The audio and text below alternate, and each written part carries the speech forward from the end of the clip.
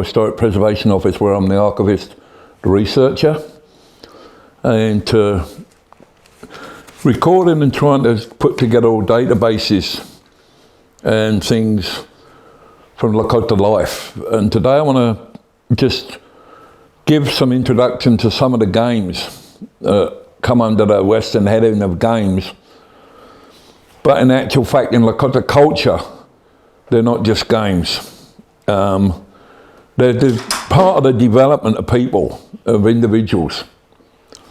And again, there's different games for different ages. But each of them brings out some categories, some virtues, if you like.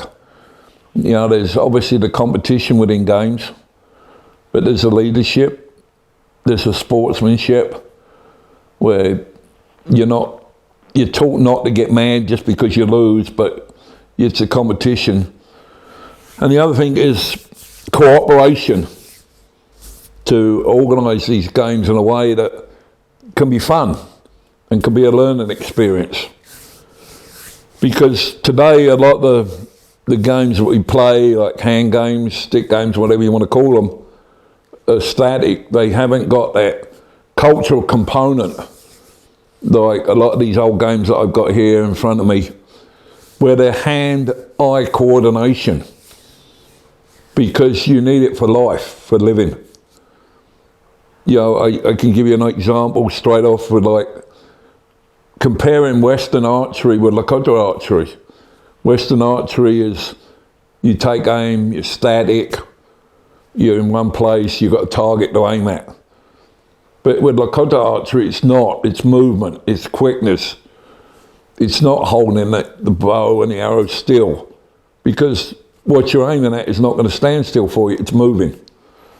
So it's all hand-eye coordination, and there's a lot of old stories with archery where men of about 60 and 70 years old, when Western anthropologists and these ethnographers came to record Lakota culture, would get these guys, these old men, to show them how to use a bow and arrow. And basically they would do it, but they were told them to aim at static targets.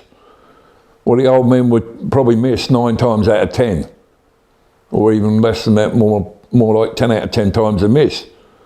But if the target was moving, there's one fabulous story of an old Hunkpapa warrior where a white ethnographer went and asked him to show him the use of a bow.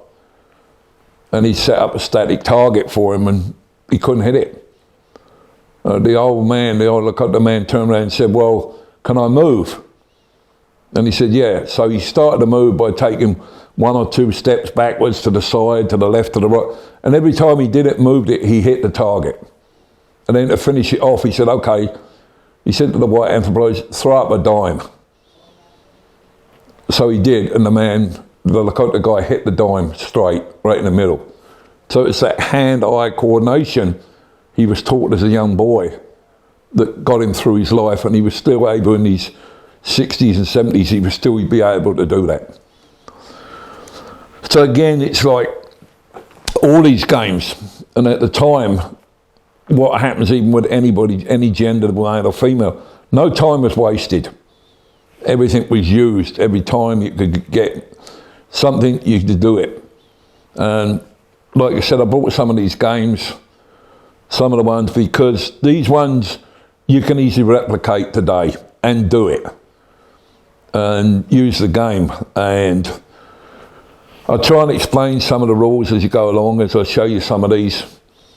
But some of them are a little bit difficult, but it's the patience, it's a competitive spirit that you can do. There are loads of games. There's games from elder men, there's games for elder women, ordinary men, ordinary women, and then for children, girls and boys.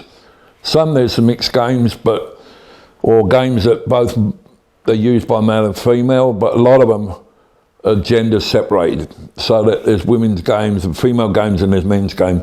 Some of these I show you because I brought some games that are both female and male, so you can see them. And I've also brought some older examples, like I brought these lacrosse sticks, Well, these today, we've got different lacrosse sticks and they're a lot bigger, a lot older, lot more modern style, but these are more older. These are the size of what the old ones would be, with the ball in the middle, a little one, and the variations of how they're made. But you can see how the difference has gone from the old style to the new modern ones. And lacrosse is a really popular game that's really coming back, particularly in woodland tribes. The Lakotas, when they were together as Yosheti Shakoim, and that would have been up in the Minnesota area, would have been actively involved with lacrosse. It would have been with clans, towns, groups, all against each other, and it was massive. It was near enough like serious injuries were done way back when these games were played. Sometimes it was competitive above that. So it's a real tough sport. But again, the toughness is the courage. It's part of the strategy to warfare in a way.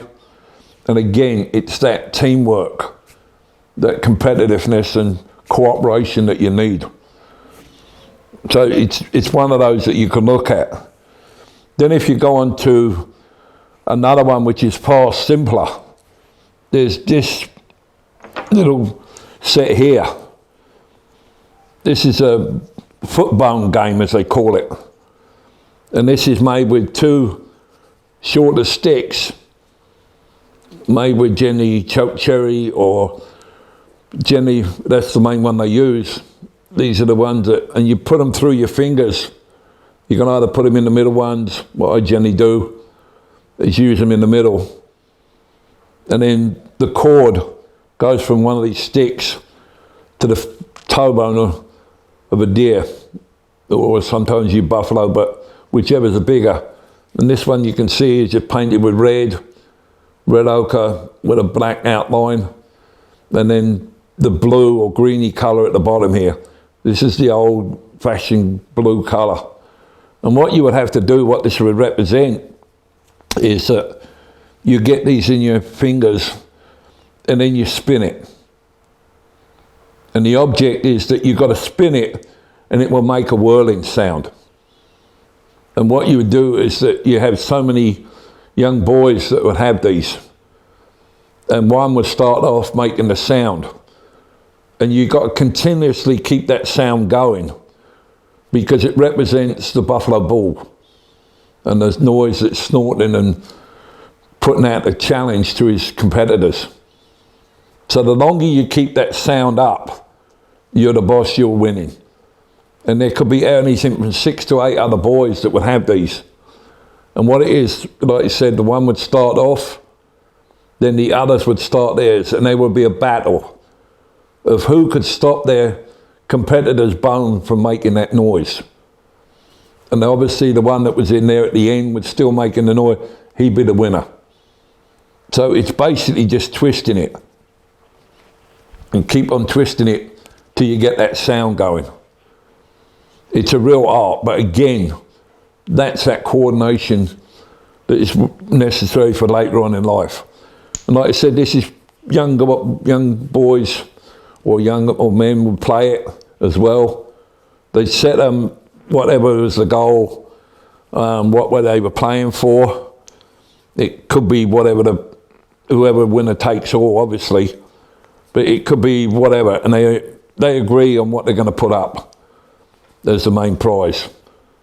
So that's a simple one like that. Then another one that's real, if that's for the boys, I can give you this as a younger one for the women and younger girls. This is a plumstone game. And what this is a little basket to hold the plumstones in. And in here, I'll get these out and show you. These are plumstones. And you can just see on these, there's different designs that are on the plumstones. And each of them represents a number or a points valuation. So what you would do is to play the game, the women would set the total, the number that whoever to get to that total would be the winner. And so what they would do was then get the plums, the seeds with the designs on, and then they put them into the basket so that they're in the bottom. And then what they would do is just shake them around and then drop it. And then they look and see the marks on the stones. And just see, I try not to tip them up. But you can see there's different marks. And then from there, there's 2 blank ones. So they're no good. You take them out. So there's no value to them. And then whatever you got left, then you count them up. That's your score. So then the next lady does the same. You put all the plum stones back in there again, you shake them up, and you drop them. And you hope that they come out, you lose that value, and then you just work out, again, you work out the points value. And then you add it up, and you keep going until you get the prearranged number that wins it. So that's the first one there. And the women will put up anything. Beadwork, craftwork, materials, whatever, moccasins. It was really highly a prize game, and the women would do that. So there's 2 easy ones. And these little baskets were made with grass. Sometimes they're a bit lower, a bit wider, but these can be easily replicated today. And if somebody wanted to do it, it'd be simple. And I'd encourage anybody to do it, because obviously we get plums and plum bushes. And luckily, if you're down by the river or wherever, where there's plums growing, or you can even get modern plums, just keep the stones. Dry them out, and then work out your designs for the points values. And then you can do that and make up your own game. I know there's a lot of encouragement today with hand games, the stick games as they call them. But these are easy games that you can play at any time of the year. On any surface, you can play it on the carpet, on the rug, or you can play it anywhere on the table. So that's another game you can play.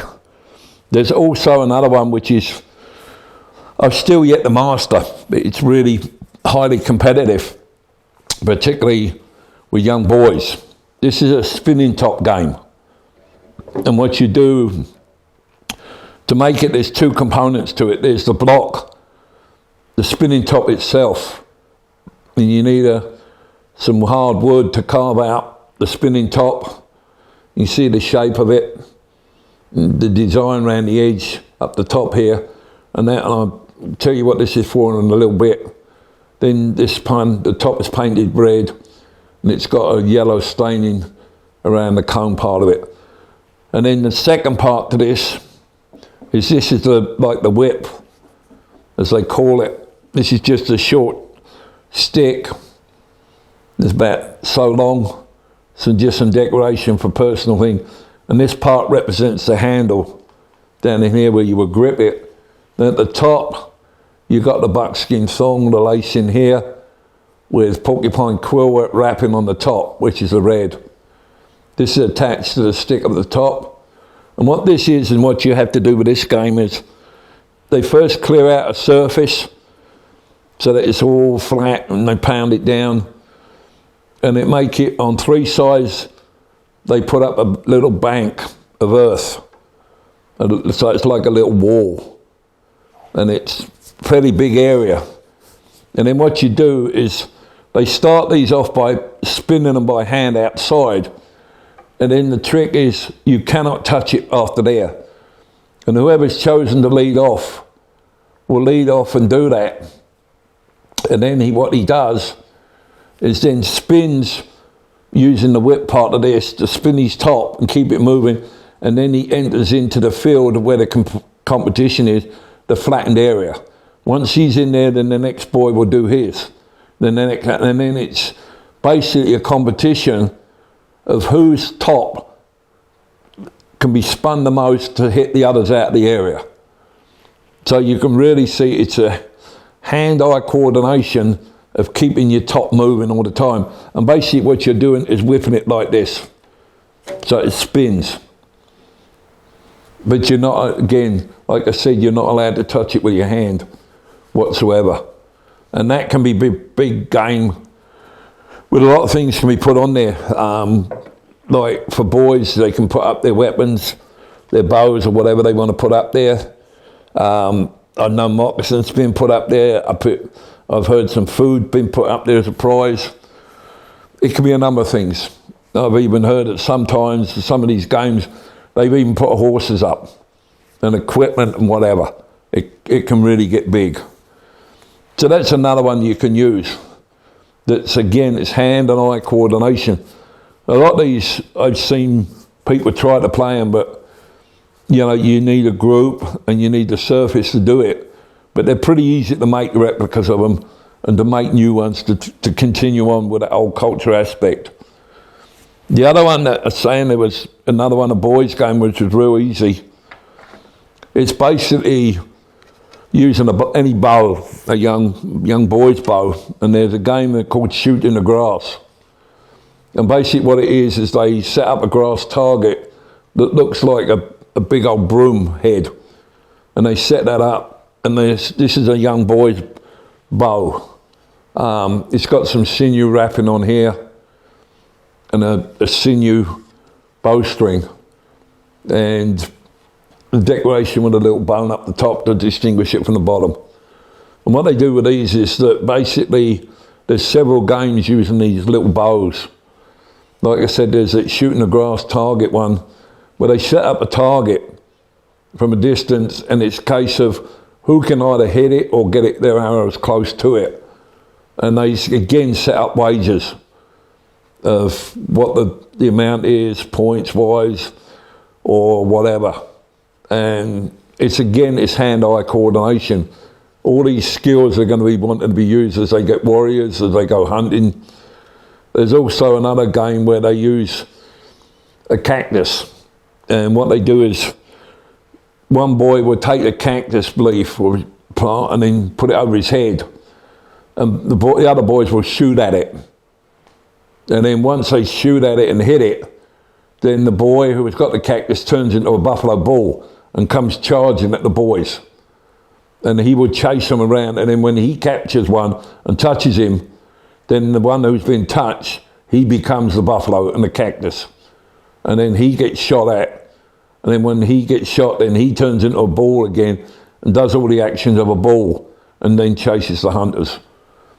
So it's real fun games, but it's also agility, hand-eye coordination. And again, it's not a case of getting mad because you got hit. It's the whole deal of the agility, the movement.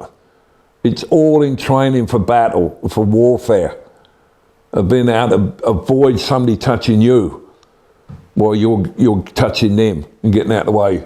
So all these are there. Also, the other thing is the little short arrows that would be used.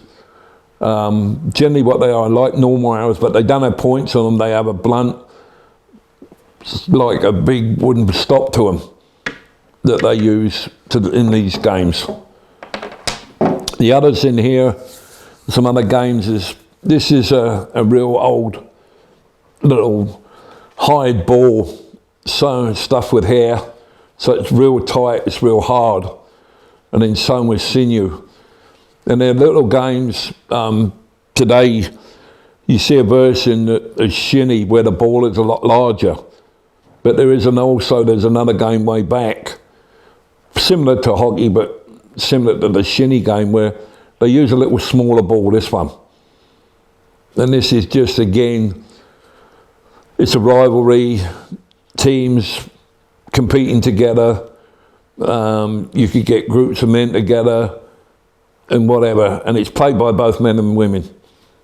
It's similar to, like I said, the shinny games, but it's just a smaller ball today. But this is an old original one. This is real old. Been used a lot, been bashed around a bit. So it's lost its shape in some way, but it's still hard. It's still pretty solid. So these are things you can replicate and make them and do all these. The other things that I got here to show you is another game which is real. It's a hoop and pole game. There's several varieties where you use hoops and poles. This is one version where what you got is 2 separate hoops, and in the game you can have 6 to 8 different hoops. And what you do is, these are made with willow, so that they're easy to be bent. And what they do is they get these, they can heat them and steam them up and bind them up and make them into a circle to make the hoop. And then what they do here is they just join that hoop here with sinew and bind it over, and then you get that and let it dry for a while. And then with this one, particular one, I use rawhide, and then cut the rawhide into a thin lace, and then start it from here. And then basically what you go is you go round making this loop on the outside first. Or sometimes you can actually, if you look real careful with this, you can see where I've actually gone straight down, gone round the back of this one, come over here, gone round and gone back up here. And then again I've gone round from here and then down there. So I'm making a cross, if you can see it. There's the 2 coming down this way, there's the 2 going this way. And then there's 2 more here, or 3 actually, and then there's the 3 up this side. So you can see the pattern on this hoop.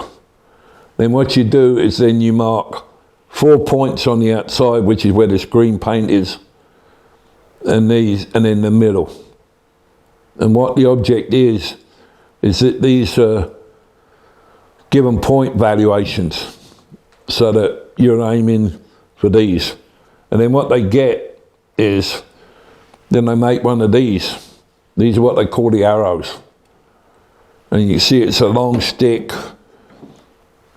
And I made these with chokecherry again, but they got a fork on the top, and then little bits of feather and bead, so that these are your individual identity, so that you know who they belong to.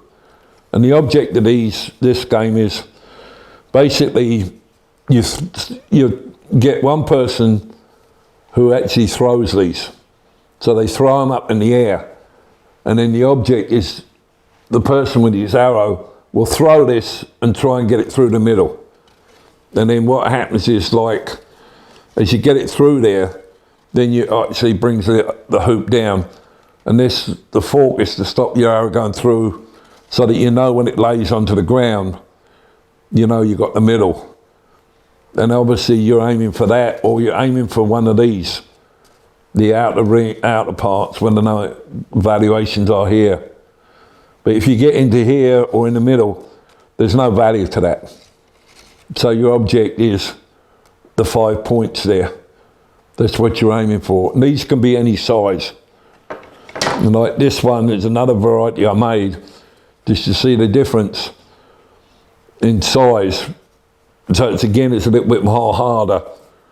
This is a smaller hoop, the same again, like I talked with, making it a willow. And then there's a sinew to join the 2 ends together. But this one is made with buckskin.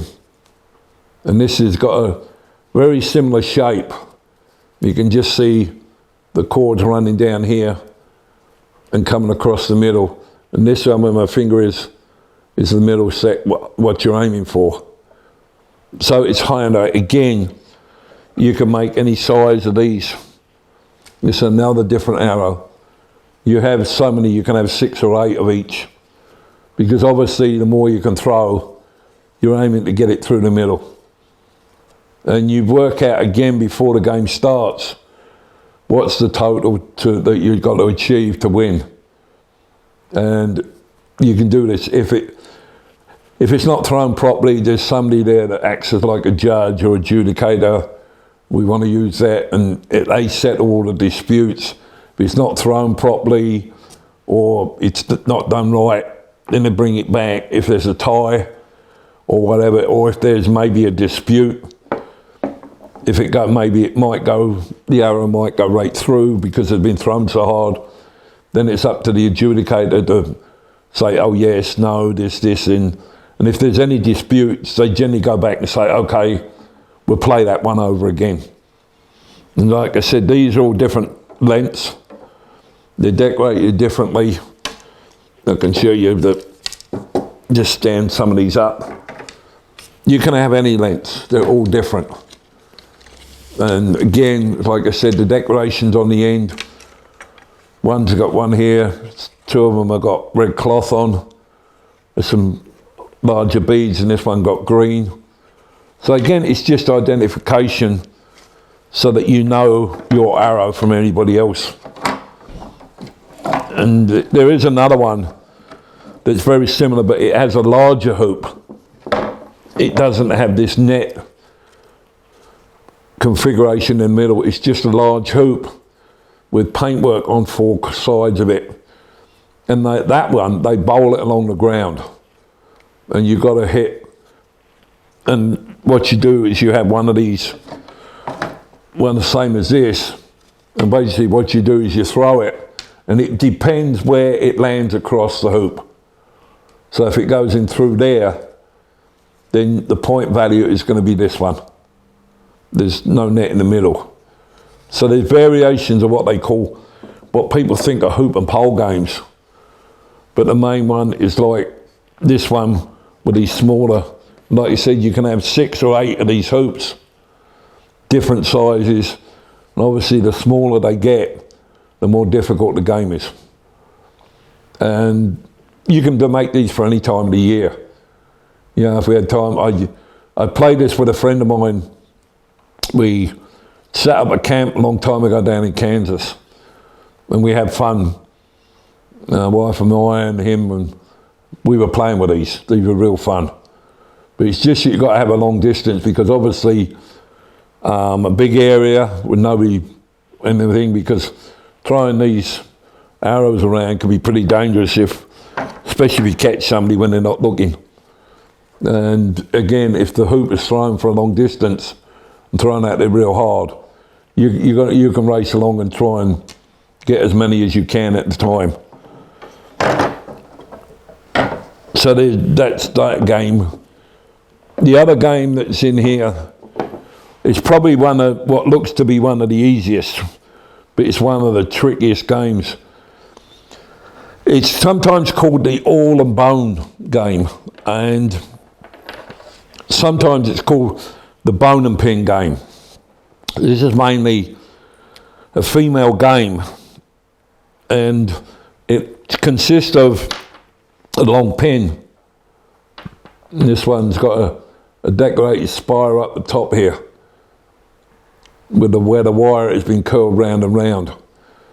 So then you've got the pin itself. And this is about the standard length of them. It's got a point to it, but not very sharp.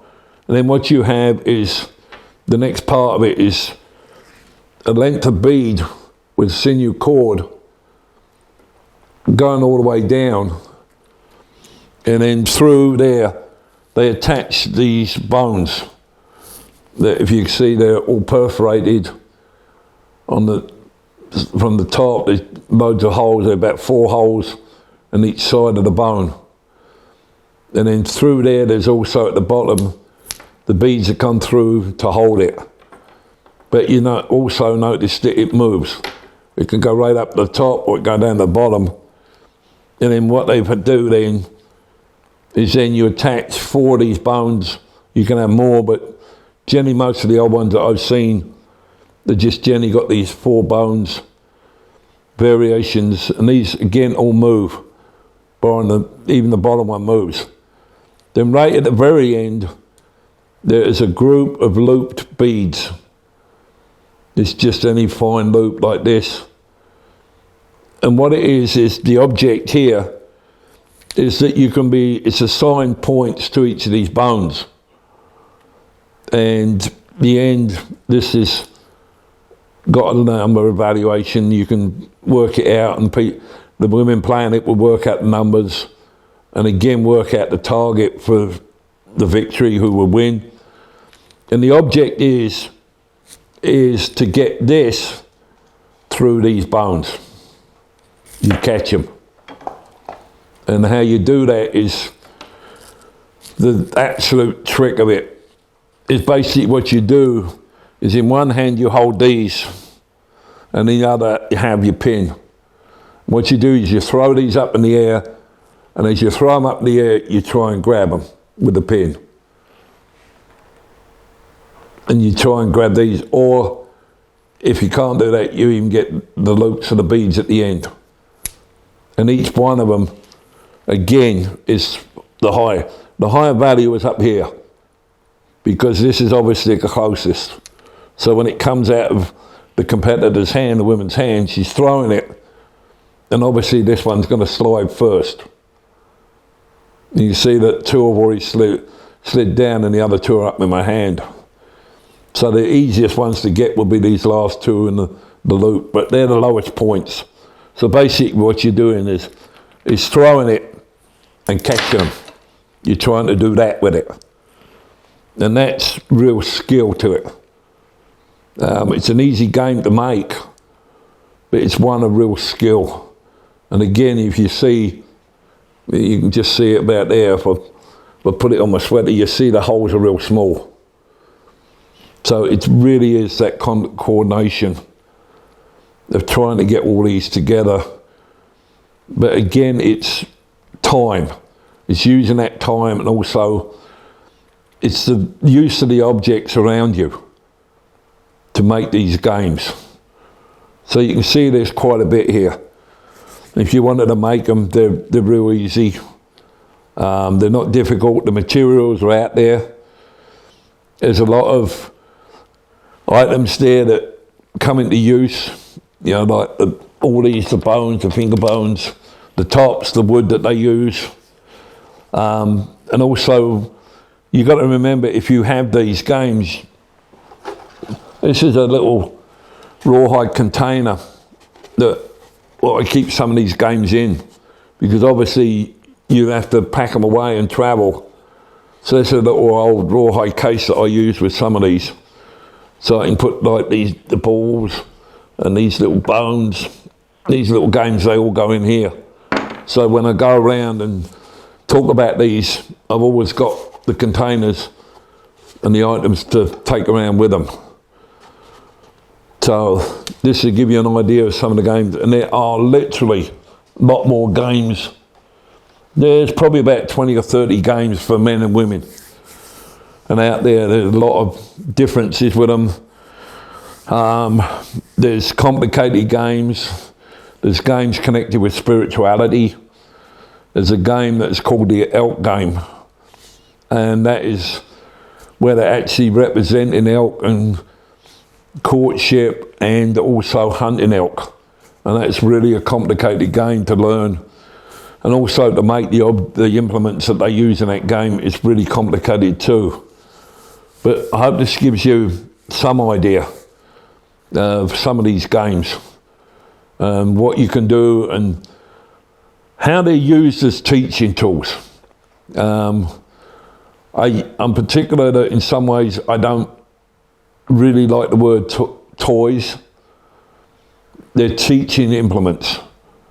There's also like what you don't think of, because we're talking about games, so you don't see it as a game, but little toy teepees, the lodges, they come under this classification of learning, because obviously the mothers make their young daughters actual miniature teepees, little small ones, sometimes about this high, and the girls will imitate their mothers and move the camp, move their stuff. They have all the implements, the saddles, all in miniature.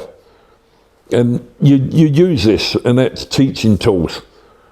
And, you know, they're out there, and you can use them. And again, it's part of the teaching of who you are and how you become an adult. This is where it starts.